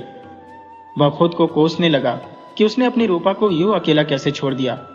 उसे याद आया कि वही रूपा उसे मसीहा मानती थी, अपनी आंखें बंद करके उस पर भरोसा करती थी, और उसने कैसे इतने निर्मोही और कठोर व्यक्ति का रूप धारण कर लिया। भगवान, वह बुदबुदाया, मेरी रूपा को कुछ ना हो, उसे ठीक कर दो। मुंबई पहुंचने की बेकरारी से उसके दिल में उथल पुथल मच गई थी, लेकिन ट्रेन को रवाना होने में अभी 4 घंटे थे। उसके पास इंतजार करने का धैर्य नहीं था। बेचैनी से पहलू बदलते हुए उसने एक फैसला लिया और टैक्सी में मुंबई के लिए रवाना हो गया। 4 से 5 घंटे का सफर अब उसे सदियों जितना लंबा प्रतीत होने लगा। बार बार वह ड्राइवर से गाड़ी और तेज चलाने की गुहार करता, परंतु समय उसकी पीड़ा के आगे जैसे थम सा गया था। रूपा, देखो मैं आ गया हूं, उसकी धड़कनें पुकार रही थी। तुम्हारा विश्वास लौट आया है, तुम्हारा अरुण आ गया है। मेरी रूपा, अपनी आंखें खोलो, मुझसे यूं रूठ कर मत जाओ, मैं फिर कभी तुमसे दूर नहीं जाऊंगा। जैसे ही वह आईसीयू में पहुंचा, वहां मौजूद नर्स ने कठोर आवाज में उसे रोका। मिस्टर, आप कौन है? ये आईसीयू है, और यहाँ केवल विजिटिंग टाइम में ही प्रवेश की अनुमति है। बाहर जाइए, मरीज कोमा में है, अभी उनसे मिलने का समय नहीं है। पर विश्वास न रुका। सिस्टर, मुझे मेरी पत्नी के पास रहने दो। अगर मेरी आवाज सुनेगी तो शायद प्रतिक्रिया करेगी, उसने प्रार्थना भरे स्वर में कहा। उसकी आवाज में उम्मीद की अंतिम किरण थी। जरूर देख लेना, विश्वास ने दृढ़ता से कहा। इस पर नर्स ने तीखे लहजे में पूछा, अच्छा, तो आप इनकी पत्नी के पति हैं? इतने दिन कहाँ थे? यह सुनकर विश्वास के चेहरे पर क्रोध की लकीरें उभर आई। उसने नर्स से सख्त स्वर में कहा, मुझे डॉक्टर से बात करनी है। उसकी आवाज की गंभीरता और आंखों में छुपे गुस्से को भांपते हुए नर्स डॉक्टर को बुलाने चली गई। इतने में रूपा की उंगलियों में हल्की सी हरकत हुई। यह दृश्य देखते ही विश्वास का कलेजा उमड़ पड़ा। वह भाव विह्वल होकर रूपा को पुकारने लगा और उसे गले से लगा लिया। रूपा ने धीरे से अपनी आंखें खोली, होठों में विश्वास का नाम लेकर कुछ बुदबुदाई और फिर से पलकों को बंद कर लिया। इतने दिनों से बेजान पड़े शरीर में हल्की सी कंपन देखकर डॉक्टर और नर्स फौरन हरकत में आ गए। डॉक्टर के चेहरे पर उम्मीद की किरण झलक उठी और विश्वास की आंखों में भी खुशी की चमक लौट आई। रूपा मानो मृत्यु के कगार से वापस लौट आई थी। रूपा और विश्वास एक दूसरे से लिपटकर अश्रुधारा बहाने लगे। तभी डॉक्टर ने विनम्रता से कहा, मिस्टर अरुण, विश्वास, कृपया बाहर जाइए, हमें इनका चेकअप करना है। इस पर विश्वास ने अडिगता से जवाब दिया, कर लीजिए डॉक्टर, लेकिन मैं कहीं नहीं जाऊंगा, अपनी रूपा को छोड़कर नहीं, डॉक्टर ने समझाते हुए कहा। ठीक है मिस्टर विश्वास, रूपा अब ठीक हो रही है, पुलिस भी उनके बयान का इंतजार कर रही है, उन्हें कल बुलवा लेते हैं। उधर अखबार में रूपा पर हुए जानलेवा हमले की खबर सुनकर रतन भी अपनी मां को लेकर मुंबई आ पहुंचा। उसे पूरी तरह विश्वास था कि जिस स्वरूपा को वह अपनी बहन मानता था वही यहाँ है। उसने भी अपनी बहन की खोज में भरसक प्रयास किए थे, पर कोई नतीजा नहीं निकलने पर उसने इसे विधि का विधान मानकर संतोष कर लिया था। लक्ष्मी, जिसने अपनी सुध-बुध लगभग खो दी थी, फिर भी उसके होठों पर हमेशा रूपा का ही नाम रहता था। वह अक्सर बुदबुदाती रहती, रूपा आएगी, देखना मेरी बेटी जरूर आएगी। इतने सालों बाद भी जैसे ही लक्ष्मी ने अपनी बेटी को देखा, वह पहचान गई। जो स्मृतियां उसने कहीं खो दी थी, वह अचानक उसे सब याद आ गया। रूपा को देखकर लक्ष्मी के आंसू थमने का नाम नहीं ले रहे थे। उसने रूपा को गले से लगाकर अनगिनत बार चूम लिया, मानो सालों का दर्द उन बेशुमार चुंबनों में बहा देना चाहती हो। रूपा ने पुलिस को अपना बयान देते हुए बताया कि उस दिन जब वह स्टूडियो से निकलकर अपनी गाड़ी की ओर जा रही थी, तभी छोटू, जो कभी उसका देवर था, उसे जबरदस्ती अपनी कार में बैठाने की कोशिश करने लगा। उस वक्त वहां कोई सुरक्षा गार्ड भी मौजूद नहीं था। छोटू उसे अपने साथ फिर से गांव ले जाना चाहता था और धमकी देते हुए बोला कि अगर वह नहीं मानी तो उसे किसी कोठे पर बेच देगा। उसका मकसद किसी भी तरह अपने 50,000 रुपए की भरपाई करना था। उस समय उसके साथ मंगलू का वह दोस्त भी मौजूद था, जिसने पहले रूपा का अपहरण किया था, जिसके कारण रूपा ने वो 3 साल नारकीय यातनाओं में बिताए थे। रूपा ने जब इसका विरोध किया और शोर मचाया तो उन्होंने उस पर गोली चला दी। कुछ दिनों की जांच पड़ताल और छापेमारी के बाद दोनों अपराधियों को पुलिस ने गिरफ्तार कर लिया। इसी के साथ एक चौंकाने वाला खुलासा हुआ, जिसने रूपा के पैरों तले जमीन खिसका दी। मंगलू के साथी विक्की ने बयान में बताया कि मंगलू ने ही अपनी बहन का सौदा मात्र 50,000 रुपये में किया था। उसने ये सब अपने राजस्थानी मित्र छोटू के लिए किया था, जिसे अपने भाई के लिए एक बीवी की आवश्यकता थी। जल्दी ही मंगलू को भी हिरासत में ले लिया गया। इसके बाद मुंबई पुलिस मंगलू की मां और अन्य आरोपियों को पकड़ने के लिए राजस्थान रवाना हो गई। रूपा का रिश्तों से भरोसा उठ चुका था। उसने अपने भाई को हिरासत में देखा, उसके कॉलर को कसकर पकड़ते हुए कहा, भैया, आपको अपनी बहन को बेचते समय शर्म नहीं आई? रुपयों के लालच में आप इतना गिर गए कि रिश्तों का भी मान नहीं रखा। आपने मेरा जीवन बर्बाद कर दिया, मां को इस हाल में पहुंचा दिया और मेरे विश्वास को छलनी कर दिया। मुझे आज खुद पर शर्म आ रही है कि मैंने आपको कभी भाई माना। अब तक लक्ष्मी भी पूरी तरह से होश में आ चुकी थी। उसने मंगलू का गिरेबान पकड़ते हुए उसे थप्पड़ मारे और कहा, तूने मेरी ममता को कलंकित कर दिया। मंगलू, अच्छा बेटा, तो तू कभी नहीं था, मगर तूने कुछ समय के लिए अच्छे होने का ढोंग रचा था। तू अच्छा बेटा नहीं बन सका, पर कम से कम अच्छा भाई तो बन जाता। आज से मैं तेरे लिए मर चुकी हूँ। सुन ले रूपा, मेरे बाद मेरी चिता को हाथ तक मत लगाना। लक्ष्मी का दर्द उसकी सांसों में घुल रहा था। मंगलू की नीच हरकतों ने उसे भीतर तक छिन्न भिन्न कर दिया था। अपने निकम्मे बेटे को कठोर शब्दों में कोसते कोसते लक्ष्मी अचानक जमीन पर अचेत होकर गिर पड़ी, मानो उसके प्राण केवल रूपा से मिलने की आस में अटके हुए थे। रूपा अपनी मां के निश्चल शरीर से लिपटकर बिलक बिलक कर रो रही थी। उसका सारा दुख आंसुओं में बह रहा था और फिर वह भी बेहोश होकर गिर पड़ी। विश्वास पर भय का साया मंडराने लगा। उसे लगा जैसे उसने रूपा को फिर से खो दिया है। वो बच्चों की तरह रूपा से लिपटकर रोने लगा। रतन ने उसके कांधे पर हाथ रखकर उसे सांत्वना दी। घबराओ मत विश्वास जी, हमारी रूपा ठीक हो जाएगी। ये बस कमजोरी और सदमे की वजह से बेहोश हुई है। रूपा को तुरंत अस्पताल ले जाया गया। सही समय पर इलाज मिलने से उसकी जान बच गई। कुछ दिनों बाद रूपा और रतन ने मिलकर लक्ष्मी के अंतिम संस्कार की सारी तैयारियां की और उसकी अंतिम इच्छा का मान रखते हुए मंगलू को मां के अंतिम संस्कार में शामिल नहीं होने दिया। मंगलू अब पछतावे की आग में झुलसता हुआ जेल की सलाखों के पीछे अपनी सजा काट रहा है। बड़का और छोटू को उनकी मां समेत चेतावनी देकर रिहा कर दिया गया। रूपा के पूरी तरह स्वस्थ होते ही उसने और विश्वास ने एक बार फिर से अपना जीवन संवारने का संकल्प लिया। कई वर्षों की मेहनत के बाद उन्होंने अपना छोटा सा स्टूडियो खड़ा किया, जिसे विश्वास ने बेहद प्यार से विश्वरूपा आर्ट गैलरी नाम दिया।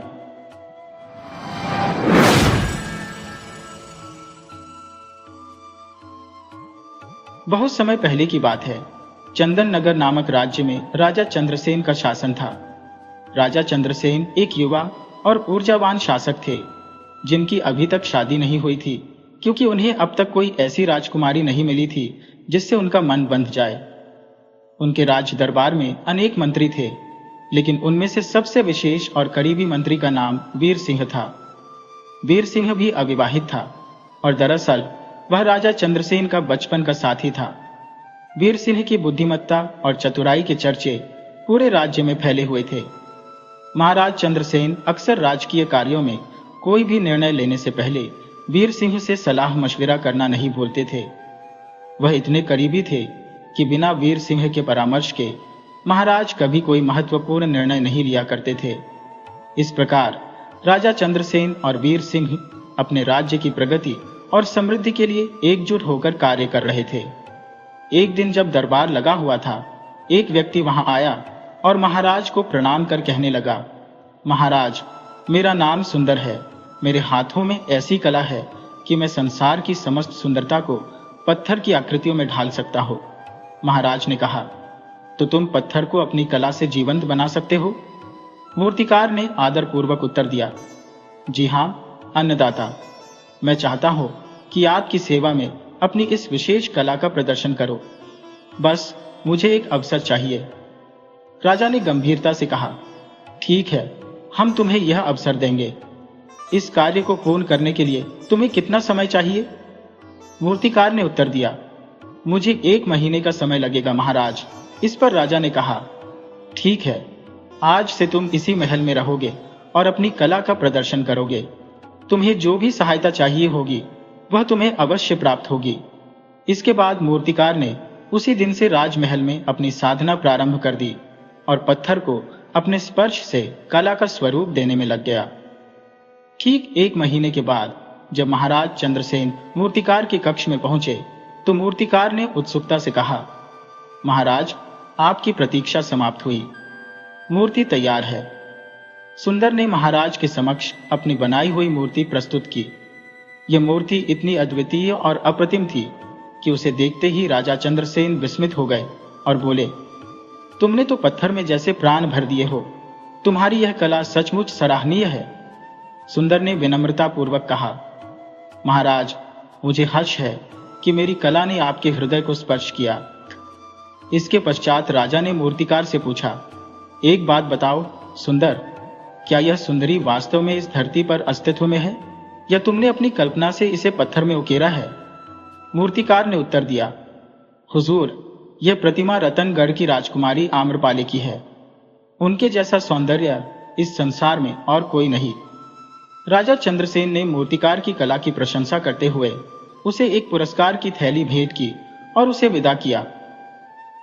परंतु अब तो राजा चंद्रसेन राजकुमारी आम्रपाली के सौंदर्य के मोहपाश में बंध चुके थे। वह निरंतर उस प्रतिमा को निहारते रहते और मन ही मन यह निश्चय कर चुके थे कि ऐसी सुंदर स्त्री ही उनकी पत्नी बनेगी। उन्होंने ठान लिया कि वह शीघ्र ही रत्नगढ़ जाएंगे, स्वयं राजकुमारी आम्रपाली के सम्मुख विवाह का प्रस्ताव रखेंगे। अगले दिन प्रातःकाल राजा चंद्रसेन ने अपने मंत्री वीर सिंह को बुलाकर कहा, वीर सिंह, हम कुछ दिनों के लिए अपने राज्य से बाहर जा रहे हैं। हमारे अनुपस्थिति में राज्य काज की सारी जिम्मेदारी तुम्हें संभालनी होगी। वीर सिंह ने आदरपूर्वक उत्तर दिया, महाराज, आप निश्चिंत रहिए, मैं यहाँ सब कुछ संभाल लूंगा। उसके पश्चात राजा चंद्रसेन ने अकेले ही अपने घोड़े पर सवार होकर रतनगढ़ की ओर प्रस्थान किया। मन में राजकुमारी आम्रपाली से मिलने की अभिलाषा लिए राजा चंद्रसेन का घोड़ा जब एक घने जंगल से होकर गुजर रहा था तो अचानक एक अप्रत्याशित घटना घटित हो गई। घोड़ा अपनी तेज गति में एक बड़े पत्थर से टकरा गया और उस आघात के कारण राजा चंद्रसेन जमीन पर गिर पड़े। सिर पर गहरी चोट लगने से वे वहीं बेहोश हो गए। उसी समय महल के प्रांगण में टहलते हुए वीर सिंह की नजर पड़ी कि राजा का घोड़ा बिना किसी सवार के अकेला ही महल की ओर दौड़ा चला आ रहा है। वीर सिंह को यह दृश्य देखकर चिंता हुई और उसने मन में विचार किया, यदि घोड़ा अकेला आ रहा है तो महाराज कहाँ है? जब घोड़ा वीर सिंह के करीब पहुंचा तो उसने घोड़े को पुकारते हुए कहा, बादल, महाराज कहाँ हैं? वे तो तेरी पीठ पर सवार होकर गए थे, तो उन्हें कहाँ छोड़ आया? तभी वीर सिंह की दृष्टि बादल के घावों पर पड़ी और वह समझ गया कि घोड़ा भी घायल है। इसका अर्थ साफ था कि महाराज किसी गंभीर संकट में फंसे हुए हैं। वीर सिंह ने बादल की पीठ थपथपाई और कहा, तू एक वफादार घोड़ा है, मुझे महाराज के पास ले चल। इसके बाद बादल आगे आगे रास्ता दिखाने लगा और वीर सिंह उसका अनुसरण करने लगा। रात्रि के अंधेरे में वे उस स्थान पर पहुंचे जहां पर राजा चंद्रसेन बेहोशी की हालत में पड़े हुए थे। महाराज की यह स्थिति देखकर वीर सिंह का दिल बैठ सा गया। उसने फौरन बेहोश राजा को बादल की पीठ पर सावधानी पूर्वक रखा और उन्हें वापस महल की ओर ले चला। महल पहुंचते ही राजवैद्य तुरंत राजा के उपचार में लग गए। कुछ समय के बाद जब राजा ने धीरे धीरे अपनी आंखें खोली, उनके होठों से बस एक ही शब्द निकला, आम्रपाली, मैं आ रहा हूं, मेरी प्रतीक्षा करना आम्रपाली। यह सुनकर वीर सिंह असमंजस में पड़ गया कि आखिर यह आम्रपाली कौन है। राजवैद्य के चेहरे पर चिंता की रेखाएं स्पष्ट नजर आने लगी। वीर सिंह ने प्रश्न किया, वेद जी, आप इतने चिंतित क्यों दिख रहे हैं? राजवैद्य ने गहरी सांस लेते हुए कहा, मंत्री जी, चिंता की बात यही है कि महाराज के मस्तिष्क पर गंभीर चोट लगी है, जिसके कारण वे अब भी मूर्छित अवस्था में हैं। वे इस हालत में भी आम्रपाली को पुकार रहे हैं, जो यह दर्शाता है कि महाराज उस स्त्री से गहरा प्रेम करते हैं। मेरा अनुमान है कि यदि महाराज ने होश में आते ही आम्रपाली को अपने समक्ष न पाया तो उनके मस्तिष्क की नसें फट सकती हैं और उनकी मृत्यु भी हो सकती है। वीर सिंह ने आश्चर्यचकित होकर पूछा, तो फिर क्या किया जाए जिससे महाराज की जान बचाई जा सके? राजवैद्य ने गंभीरता से उत्तर दिया, अब एक ही उपाय है। जब महाराज दोबारा होश में आए तो आम्रपाली को उनके सामने उपस्थित होना चाहिए, लेकिन हमारे लिए समस्या यह है कि हम इस आम्रपाली के बारे में कुछ भी नहीं जानते। तब तक हमें महाराज को बेहोशी की स्थिति में ही रखना होगा और इस दौरान हमें महल के अन्य लोगों से इस विषय में जानकारी प्राप्त करने का प्रयास करना होगा। वीर सिंह महल के सभी व्यक्तियों से पूछताछ करता रहा, लेकिन किसी को भी आम्रपाली के बारे में कोई जानकारी नहीं थी। वह मन ही मन उलझन में पड़ गया, सोचने लगा, आखिर ये आम्रपाली कौन है? कोई तो होना चाहिए जो इसके बारे में जानता हो। अपनी हताशा को संभालते हुए उसने राजनाथ को बुलाया और कहा, आम्रपाली के बारे में हमें कुछ भी पता नहीं चला है। इस पर राजवैद्य गंभीर स्वर में बोले, ऐसे हालात में हमें महाराज को तब तक बेहोश ही रखना होगा जब तक आम्रपाली के विषय में सही जानकारी नहीं मिल जाती और हम उसे महाराज के सामने प्रस्तुत नहीं कर पाते। वीर सिंह ने सहमति जताते हुए कहा, ठीक है वैद्य जी, लेकिन इस दौरान राज्य का संचालन कौन करेगा? महाराज के अचेतन रहने पर तो आपको ही राजकाज संभालना होगा, क्योंकि आप ही महाराज के बाद राज्य के सबसे सक्षम व्यक्ति हैं। इस तरह बदली हुई इन चुनौतीपूर्ण परिस्थितियों में वीर सिंह को राज दरबार का पूरा कार्यभार संभालना पड़ा। जब रात में थका हारा होकर वह विश्राम करता, उसके विचारों में यही प्रश्न गूंजता कि आखिर ये आम्रपाली कौन है और इसका पता कैसे चलेगा। एक दिन की बात है, जब वीर सिंह दरबार में बैठा था, तब एक व्यापारी रुस्तम नाम का व्यक्ति दरबार में आया और विनम्र स्वर में कहने लगा, हुजूर, आपके राज्य में मेरी सोने की मोहरों से भरी थैली खो गई है। वीर सिंह ने रुस्तम से विस्तार से जानना चाहा। बताओ, तुम कौन हो और तुम्हारी समस्या क्या है? रुस्तम ने उत्तर दिया, मेरा नाम रुस्तम है और मैं एक परदेसी व्यापारी हूँ। व्यापार के उद्देश्य से आपके राज्य में आया था और यहाँ मेरी सोने की मोहरों से भरी एक थैली गुम हो गई है, जिसमें कुल 500 सोने की मोहरें थी। वीर सिंह ने सहानुभूति जताते हुए कहा, तुम चिंता मत करो, हम तुम्हारी गुम हुई मोहरों को ढूंढने में कोई कसर नहीं छोड़ेंगे। व्यापारी ने आभार व्यक्त करते हुए कहा, जो भी व्यक्ति मेरी थैली को खोज कर लाएगा, उसे मैं 25 सोने की मोहरें इनाम में दूंगा। इतने में एक बूढ़ा साधु दरबार में आया और विनम्रता से कहा, मंत्री जी, यह थैला मुझे रास्ते में पड़ा हुआ मिला था, मैं इसे आपके सुपुर्द करने आया हूँ। बूढ़े साधु के हाथ में थैला देखकर व्यापारी रुस्तम खुशी से चिल्लाया, ये तो मेरी सोने की मोहरों की थैली है। व्यापारी ने बेसब्री से थैली लेकर उसकी जांच शुरू की और उखड़ते हुए कहा, हुजूर, थैली में केवल 500 सोने की मोहरें थी, लेकिन इसमें चांदी की भी 50 मोहरें थी, जो अब गायब है। वीर सिंह ने व्यापारी की ओर तीखी नजरों से देखते हुए कहा, लेकिन कुछ समय पहले तो तुमने केवल सोने की मोहरों की बात की थी।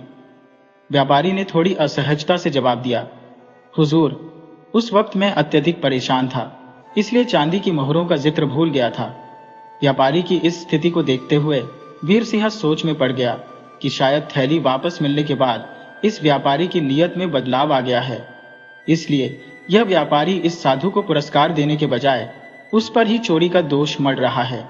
कुछ देर सोचने के बाद वीर सिंह ने व्यापारी से पूछा, क्या तुम्हें वाकई यकीन है कि इस थैली में चांदी की मोहरें भी थी? व्यापारी बोला, हाँ अन्नदाता, मुझे ठीक ठीक याद है।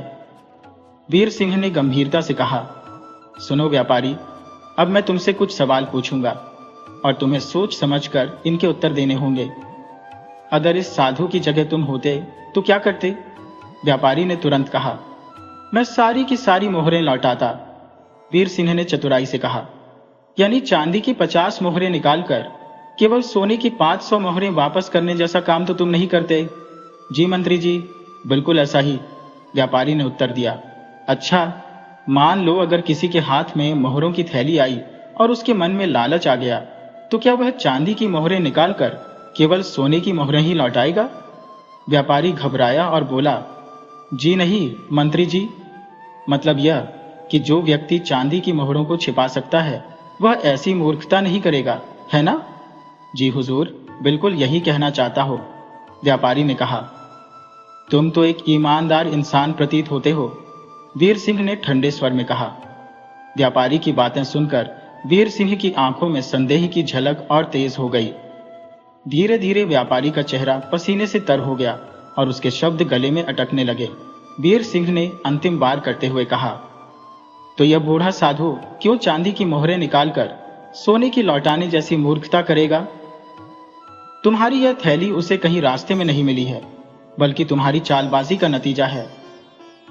अंत में व्यापारी को अपनी गलती का एहसास हुआ और उसने अपनी झुकी नजरों के साथ कहा, महाराज, जैसा आप कहें। व्यापारी के जाते ही वीर सिंह ने बूढ़े साधु को सम्मानपूर्वक बुलाकर कहा, बाबा, अब इस थैली पर आपका अधिकार है। साधु ने विनम्रता से थैला लिया और दरबार से बाहर चला गया। बाद में जब वीर सिंह महल के बाहर निकला तो उसने देखा कि वही बूढ़ा साधु अभी भी वहीं खड़ा है। वीर सिंह ने चकित होकर पूछा, बाबा, आप यहां से गए नहीं? साधु ने गंभीर दृष्टि से देखते हुए कहा, वीर सिंह, तुम्हारे न्याय से मैं अत्यधिक प्रभावित हूं। जिस तरह तुमने उस बेईमान व्यापारी को सबक सिखाया और मेरी सहायता की, वह अत्यंत प्रशंसनीय है। अब मैं भी तुम्हारी सहायता करना चाहता हूं। मुझे ज्ञात है कि तुम इन दिनों बहुत परेशान हो। क्या तुम अपनी कठिनाई मुझे बता सकते हो ताकि मैं तुम्हारी सहायता कर सकूं? वीर सिंह ने दुखी स्वर में कहा, बाबा, महाराज चंद्रसेन इन दिनों बेहोशी की हालत में है। वह किसी आम्रपाली नाम की सुंदरी को चाहते हैं और हम उसे खोज पाने में असमर्थ हैं। वो आम्रपाली कौन है, कहाँ निवास करती है और उसे कैसे पाया जाए? यदि इन सब प्रश्नों के उत्तर मुझे मिल जाए तो मैं महाराज की सहायता कर सकता हूँ। सारी स्थिति का आकलन करने के पश्चात बूढ़ा साधु बोला, वीर सिंह, तुम्हारे महाराज चंद्रसेन रतनगढ़ की राजकुमारी आम्रपाली के प्रेमपाश में बंध चुके हैं। जब जंगल में उनके साथ दुर्घटना घटी, तब भी वो राजकुमारी आम्रपाली से मिलने ही जा रहे थे। उनकी मुक्ति और जीवन का एकमात्र समाधान यह है कि वो राजकुमारी से मिल जाए। ठीक है साधु बाबा, वीर सिंह ने आत्मविश्वास के साथ उत्तर दिया। आज ही मैं रत्नागढ़ जाऊंगा और राजकुमारी आम्रपाली से प्रार्थना करूंगा कि वह महाराज चंद्रसेन से विवाह कर ले और उनका जीवन बचा ले। साधु ने गंभीर स्वर में कहा, वीर सिंह, यह कार्य उतना सरल नहीं है जितना तुम अनुमान कर रहे हो। राजकुमारी आम्रपाली की एक शर्त है, वह उसी से विवाह करेगी जो उसकी अधूरी कहानी को सही ढंग से पूरा कर सके। वीर सिंह ने संजीदगी से कहा, तो इसका अर्थ यह है कि राजकुमारी को मनाना अत्यंत कठिन होगा। चिंता मत करो वीर सिंह, साधु ने मुस्कान के साथ कहा, जहां चाह होती है वहां राह भी निकल आती है। मुझे पूरा यकीन है कि तुम राजकुमारी की शर्त को अवश्य ही पूरा कर सकोगे। लेकिन याद रहे वीर सिंह, इस मार्ग में जान का भी खतरा हो सकता है। वीर सिंह ने निडरता से उत्तर दिया, बाबा, मैं एक नेक कार्य करने जा रहा हूं। इसके लिए यदि मेरे प्राण भी चले जाएं तो मुझे कोई पछतावा नहीं होगा। ठीक है वीर सिंह, साधु ने आशीर्वाद देते हुए कहा, तुम बिना किसी शंका के रतनगढ़ जाओ। मेरा आशीर्वाद सदैव तुम्हारे साथ है। महाराज चंद्रसेन को राजवैद्य की देखभाल में छोड़कर और सभी आवश्यक निर्देश अधिकारियों को देकर वीर सिंह उसी दिन रतनगढ़ की ओर प्रस्थान कर गया। लंबी यात्रा के उपरांत वह रतनगढ़ पहुंचा और महल के पहरेदारों से कहा, मैं राजकुमारी आम्रपाली से मिलना चाहता हूं। पहरेदार ने व्यंग्यपूर्वक कहा, तो क्या तुम भी उन्हीं के साथ विवाह करने आए हो? मेरी सलाह मानो और यहां से लौट जाओ। बड़े बड़े राजकुमार, राजा और महाराजा यहां आकर असफल हो चुके हैं। उनकी शर्त पूरी न कर पाने के कारण सबको वापस लौटना पड़ा। वीर सिंह ने आत्मविश्वास से कहा, मैं राजकुमारी की परीक्षा में खरा उतरूंगा। पहरेदार ने गंभीरता से उत्तर दिया, लगता है तुम्हारा निश्चय अडिग है। अच्छा, तब चलो, मैं तुम्हें राजकुमारी के पास ले चलता हूं। राजकुमारी आम्रपाली सचमुच अनुपम सुंदरता की मूर्ति थी। वीर सिंह को देखकर उन्होंने पूछा, नौजवान, क्या तुम्हें ज्ञात है कि हमारी कसौटी पर खरा उतरने के लिए तुम्हें क्या करना होगा? राजकुमारी जी, वीर सिंह ने विनम्रता से कहा, मुझे आपकी सुनाई गई अधूरी कहानी को सही ढंग से पूरा करना होगा। ठीक है, आम्रपाली ने कहा, मैं तुम्हें एक छोटी सी अधूरी कहानी सुनाती हूं और तुम्हें उसे पूरा करना होगा। ध्यान से सुनो। सूरजगढ़ के राजा सूर्यसेन ने एक दिन अपने दरबारियों से कहा कि कई रातों से उन्हें लगातार एक सपना दिखाई दे रहा है, जिसमें वह एक विशाल मैदान में खड़े होते हैं। उनके एक ओर एक बड़ा सा थैला रखा होता है, दूसरी ओर एक प्राचीन तलवार म्यान में रखी हुई थी और वह कभी अशर्फियों के ढेर की ओर हाथ बढ़ाता, फिर तलवार की ओर मुड़ता कि अचानक उसकी नींद खुल जाती। दरबार में राजा ने इस विचित्र स्वप्न का अर्थ जानने की इच्छा व्यक्त की। उसने दरबारियों से पूछा, क्या कोई मुझे इस स्वप्न का अर्थ समझा सकता है? सभी दरबारी गहन विचार में डूब गए। कुछ क्षण बाद एक दरबारी हिम्मत करके आगे बढ़ा और कहने लगा, महाराज, आपको अशर्फियां उठा लेनी चाहिए। अन्य दरबारियों ने कहा, नहीं महाराज, आपको तलवार उठानी चाहिए। किसी और ने सुझाव दिया, महाराज, आपको तलवार हाथ में थामकर अशर्फियों के ढेर के पास खड़ा हो जाना चाहिए। राजा इन सुझावों से असंतुष्ट था। उसने नाराजगी भरे स्वर में कहा, क्या हमारे दरबार में एक भी ऐसा बुद्धिमान व्यक्ति नहीं है जो हमारे स्वप्न का सही मतलब समझ सके? तभी एक अन्य दरबारी उठ खड़ा हुआ और आत्मविश्वास से बोला, महाराज, मैं आपके स्वप्न का अर्थ समझा सकता हूं। उसने ऐसा स्पष्टीकरण दिया कि राजा की आंखें चमक उठी और उसके जवाब से खुश होकर राजा ने उसे अपने विशिष्ट सलाहकार के पद पर नियुक्त कर दिया। राजकुमारी आम्रपाली ने वीर सिंह की ओर देखा और कहा, तो नौजवान, बताओ वह दरबारी राजा को क्या उत्तर दिया होगा जिससे प्रसन्न होकर राजा ने उसे इतना ऊंचा स्थान सौंप दिया। वीर सिंह कुछ क्षण सोच में पड़ा रहा, फिर गंभीरता से कहने लगा, राजकुमारी जी, उस दरबारी ने शायद राजा से कहा होगा कि महाराज, सबसे पहले आपको अशर्फियों का थैला उठा लेना चाहिए। इसके पश्चात म्यान में बंद तलवार को अपने पास रखना चाहिए। उसके बाद जहां भी गरीबी और दुख दिखाई दे वहां अशर्फियों की थैली खोलकर सहायता करनी चाहिए, और जहां कहीं अन्याय का सामना करना पड़े वहां तलवार निकालकर उसे समाप्त करना चाहिए। वीर सिंह का यह उत्तर सुनकर राजकुमारी के चेहरे पर एक संतोषजनक मुस्कान उभर आई। वह बोली, वीर सिंह, तुमने तो सचमुच हमारे द्वारा दी गई कहानी को बहुत ही कुशलता से पूरा किया है। तुम हमारी कसौटी पर पूरी तरह खरे उतरे हो। तब वीर सिंह ने विनम्रता से कहा, राजकुमारी जी, आपकी कसौटी पर खरा उतरकर मैंने आपका स्नेह प्राप्त करने का अधिकार पा लिया है, किंतु मैंने यह सब अपने लिए नहीं किया। राजकुमारी ने अचरज से पूछा, तुम्हारा कहने का क्या तात्पर्य है? वीर सिंह ने उत्तर दिया, राजकुमारी, मैं चंदन नगर का मंत्री हूं और मैं अपने महाराज चंद्रसेन के लिए आपका हाथ मांगने आया हूं। राजकुमारी आम्रपाली इस बात से हैरान रह गई और बोली, परंतु यह कैसे संभव हो सकता है? शर्त तो तुमने पूरी की है और इसलिए मेरा विवाह तुम्हारे साथ ही होना चाहिए। नहीं राजकुमारी, वीर सिंह ने दृढ़ता से कहा, मैं यहां अपने महाराज की ओर से आया हूं। अब जबकि मैंने आपकी शर्त पूरी कर ली है, मुझे उम्मीद है कि आप मेरी बात मानेंगी। ये सुनते ही राजकुमारी आम्रपाली का चेहरा क्रोध से लाल हो गया। उसने तुरंत अपने पास रखी तलवार खींच ली और गरजती हुई बोली, तुम्हारी हिम्मत कैसे हुई मुझे इस प्रकार गलत काम के लिए आदेश देने की? मैं तुम्हें अभी सबक सिखाती हूँ। सतवीर सिंह ने राजकुमारी के क्रोध को शांत करने के प्रयास में विनम्रता से कहा, राजकुमारी जी, मुझे स्वीकार है कि मुझसे गलती हुई है, लेकिन मेरा इरादा पूर्णतः नेक था। मैं किसी की जान बचाने के लिए प्रयासरत था, और यदि किसी के प्राणों की रक्षा के लिए झूठ बोलना भी पड़ जाए तो वह झूठ भी सच्चाई के समान होता है। और जहां तक महाराज चंद्रसेन की बात है, वे एक अत्यंत उदार, साहसी और न्यायप्रिय शासक है। मैंने उन्हें बचपन से जाना है और उनके सर्वोत्तम गुणों को देखा है। सबसे महत्वपूर्ण बात यह है कि वे आपसे बेहद सच्चा प्रेम करते हैं। इसके बाद वीर सिंह ने पूरी घटना की कथा विस्तार से राजकुमारी आम्रपाली को सुनाई। सारा प्रसंग जानने के पश्चात राजकुमारी का क्रोध धीरे धीरे शांत होने लगा।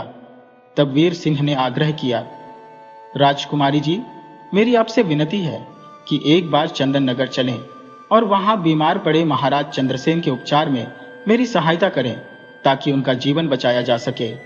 वीर सिंह के विनम्र निवेदन पर राजकुमारी आम्रपाली सहमत हो गई और उन्होंने अपने पिता से अनुमति लेकर वीर सिंह के साथ चंदन नगर की यात्रा आरंभ की। चंदन नगर पहुंचने पर वीर सिंह ने राजवैद्य से कहा, मैं राजकुमारी आम्रपाली को यहां ले आया हूं, कृपया महाराज को होश में लाने का प्रबंध करें। राजवैद्य ने तुरंत ही राजा के माथे पर एक विशेष औषधि लगाई। औषधि के प्रभाव से कुछ ही क्षणों में राजा ने अपनी आंखें खोल दी। अत्यधिक कमजोर आवाज में वे बोले, राजकुमारी आम्रपाली, तुम कहां हो? क्या तुम यहां हो?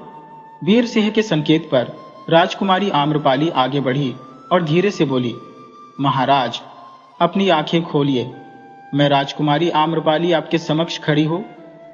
राजा चंद्रसेन ने अपनी दृष्टि उठाकर राजकुमारी की ओर देखा और उनके चेहरे पर एक अद्भुत सुखद भाव प्रकट हुआ।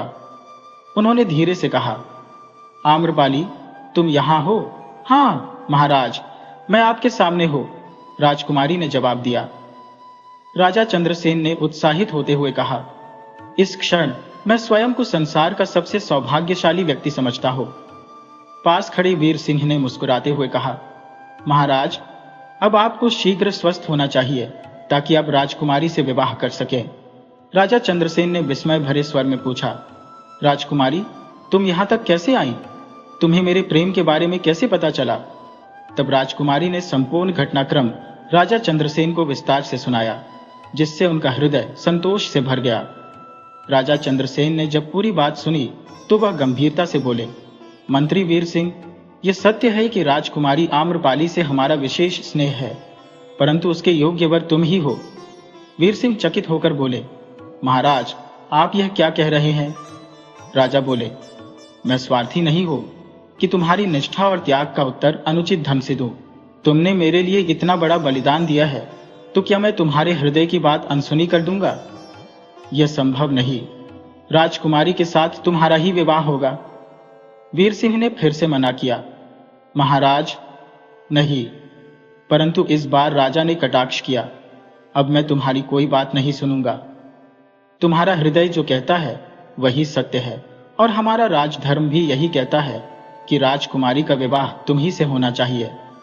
इसके पश्चात राजकुमारी आम्रपाली ने राजा के निर्णय को सुनकर कहा, महाराज, आपके इस निर्णय से मैं जान गई कि आप सच्चे और गुणवान व्यक्ति की कद्र करना जानते हैं। राजा के स्वस्थ होने के बाद राजकुमारी आम्रपाली का विवाह वीर सिंह के साथ संपन्न हुआ।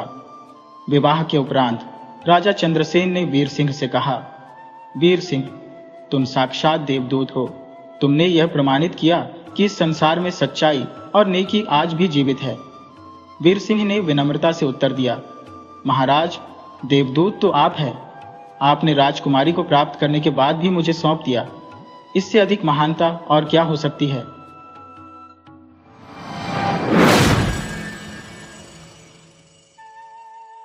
वीडियो अच्छी लगे हो तो इसे लाइक करें और ऐसी ही मज़ेदार कहानियों के लिए चैनल को सब्सक्राइब करें और बेल आइकन दबाएं। ज़्यादा से ज़्यादा अपने दोस्तों को शेयर करें। धन्यवाद।